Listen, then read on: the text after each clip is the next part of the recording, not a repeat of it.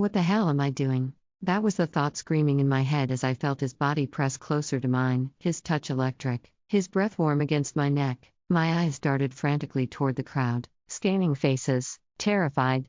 And then I saw him, my husband, just a few feet away, laughing at something on his phone, unaware, oblivious.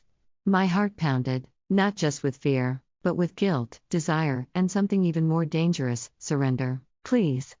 Stop, I whispered, the words barely leaving my lips. My husband's right there. He could see us. He could catch us. But he didn't stop. He moved even closer, lips brushing my skin like he owned the right to touch me. His hand found the small of my back, bold, confident, and I hated how I didn't stop him, hated how I didn't want to. You don't want me to stop, he said, and I knew he was right. I opened my mouth to say no, to say this was wrong, to say I love my husband, but the truth caught somewhere between my chest and my throat, because even though I said it was wrong, I was still there, still letting him touch me, still aching for something I couldn't even name. And in that moment, between my husband's laughter in the distance and this stranger's hands on my body, I realized the truth. I had already crossed the line, and there was no going back. I never imagined myself here, sitting alone in my bedroom, staring at the wall, weighed down by a secret I never meant to carry. I'm a 40-year-old black, curvy, Muslim woman, a woman of faith, passion, strength, and deep love, a woman who believes in commitment, a woman who always thought she'd never stray. I have been married for 15 years to a man I love deeply. Malik is my husband, my provider, the man who stood beside me through so many storms. And yet, I cheated, not because I stopped loving him, but because something inside me cracked, and I didn't know how to fix it. I still don't.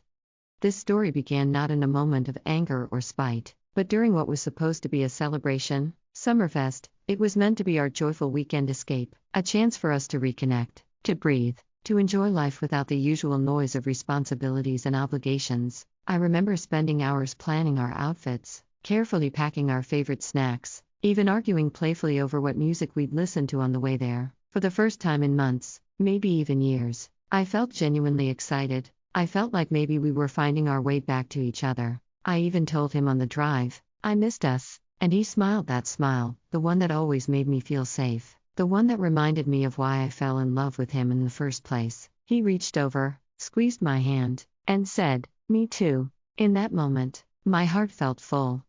We arrived at the festival just as the afternoon sun was painting everything golden. The atmosphere was electric, surrounded by color and music and joy. It was vibrant, alive with possibility. It felt like the world had momentarily forgotten all its darkness, replaced by the pure celebration of life itself. Children were laughing, running through the crowds with painted faces. Couples of all ages were dancing, lost in their own private worlds. The air was thick with the aroma of grilled food, sweet treats, and summer. We walked hand in hand at first, snapping pictures, sampling different foods, moving from one music tent to another. I was genuinely happy, my spirit lighter than it had been in years. I thought, this is exactly what we needed. For a little while, it felt like I was with the man I married, the one who used to look at me like I was his whole world, the one who would dance with me in our kitchen for no reason at all. But life has a way of creeping back in, of reminding you that moments of perfection are just that, moments. It started with a phone call, just one. "Babe, give me a sec," he said, already reaching for his phone. I nodded, understanding as always, but that sec turned into 10 minutes. Then another call came in, then another. I watched him pace off to the side, phone glued to his ear, completely tuned out from me and the world around us. His brow was furrowed, his free hand gesturing as he talked about deadlines and projects and things that shouldn't have mattered on our day off. I understood that he works hard, that he carries the weight of providing for our family, of building a future for us, but in that moment, I began to feel small, invisible. I stood alone in the crowd, surrounded by strangers, my smile fading like the afternoon sun. That's when I met them, a group of gay men who seemed to radiate joy. They were loud, colorful, and full of life, dancing and laughing like they owned the world. One of them, tall and confident, wearing a bright floral shirt that seemed to catch every ray of sunlight, turned to me with a drink in his hand and said, "Girl, why are you standing there looking like a whole goddess with no one to worship you?" I burst out laughing, caught off guard by his boldness. It was such an outrageous thing to say, but also, it felt good to be seen, to be acknowledged as something more than just a woman waiting for her husband to finish a phone call.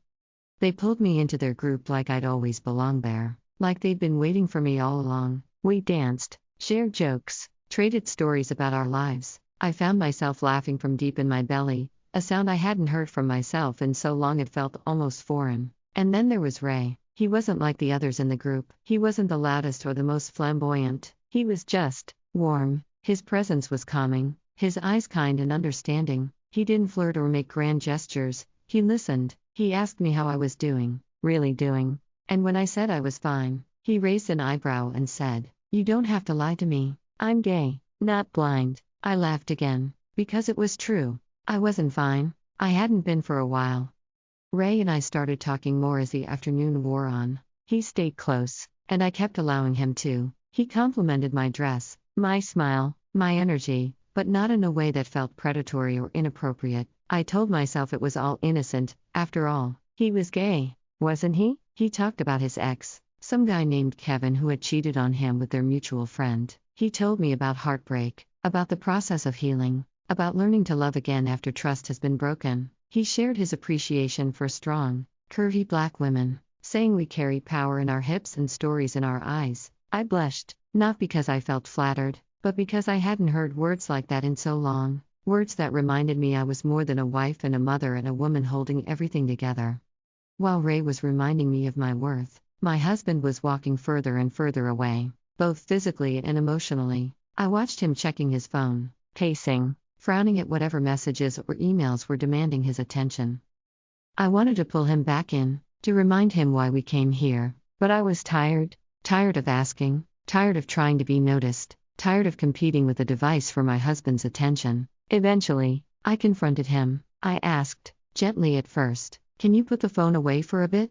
Just for now?" He snapped, his voice sharp with frustration. "I'm working. I'm doing this for us." That argument quickly turned heated. There in the middle of the festival, I felt humiliated. Here we were, at this beautiful event, surrounded by joy and celebration, and we were arguing like we did at home. I accused him of always putting work first. He accused me of being ungrateful, of not understanding the pressures he faced, and then he walked away, leaving me standing there alone. I was left in the middle of the festival, tears threatening to spill, cheeks burning with anger and embarrassment, and there was Ray, again, like he had been watching from a distance, waiting for the moment I'd need him most. "Hey," he said softly, his voice gentle and understanding, "don't cry. He doesn't deserve your tears right now." He took my hand, gently, and led me to a quieter spot, under a large oak tree, away from the music and the crowds. We sat in silence for a while, and I cried. He didn't say much, just stayed close, letting me fall apart without judgment or expectation.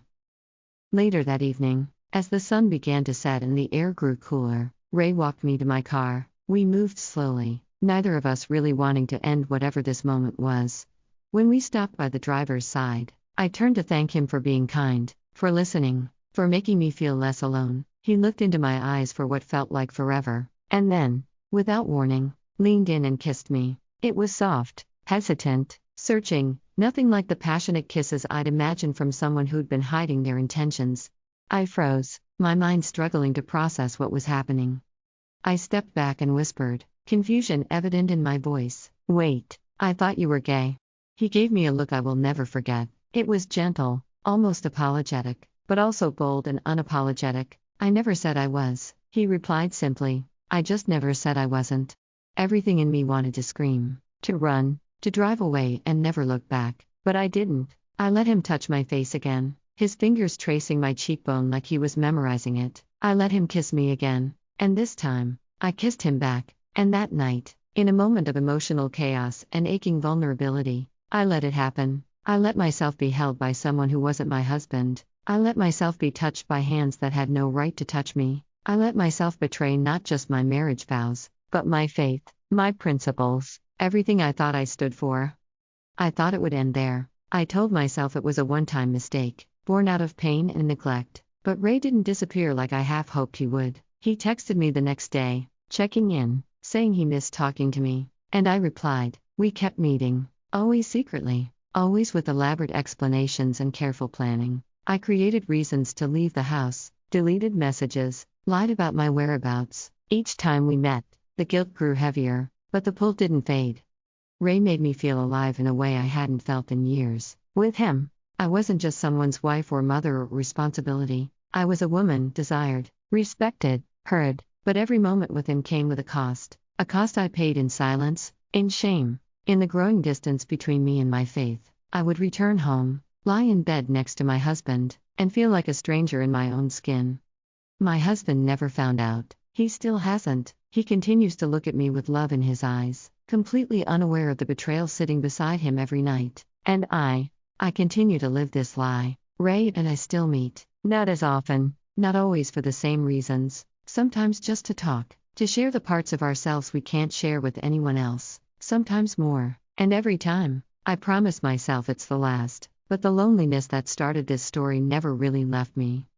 I've asked myself countless times why I let it happen. Was it the emotional neglect that had been building for years? Was it my desperate craving for attention and validation? Was it the thrill of being wanted, of being chosen? Maybe it was all of those things. Maybe it was me finally breaking under the weight of being strong for too long. Maybe I wanted someone to choose me without distraction, to see me without having to compete with a screen or a deadline. Maybe I wanted to feel seen in a way I hadn't felt in years. But none of these excuses, and that's what they are, excuses, erase what I did. I crossed the line that can never be uncrossed. I betrayed the vows I made before God and our families. And the worst part? I still love my husband. That's what keeps me awake at night. Knowing that love wasn't enough to stop me, knowing that somewhere along the way, I let a stranger fill the spaces my husband used to occupy.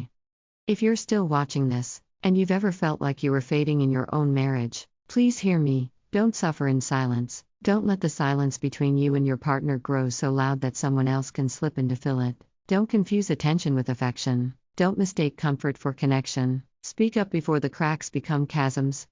I'm not proud of my choices. This isn't some romantic tale of finding true love outside of marriage. It's messy, it's painful, it's real, and I still don't know how it ends. Maybe one day, I'll find the courage to confess everything to my husband, or maybe I'll carry this secret to my grave, letting it eat away at me day by day. I don't know. What I do know is that I'm not the same woman I was before Summerfest. I'm someone who made a terrible mistake, someone who's trying to live with the weight of her actions, one day at a time. Thank you for sitting with me through this truth. If this story spoke to something inside you, if it made you reflect, cry, or think, please consider liking this video and subscribing to the channel. Your support means more than you know. And if you're carrying a secret of your own, you're not alone.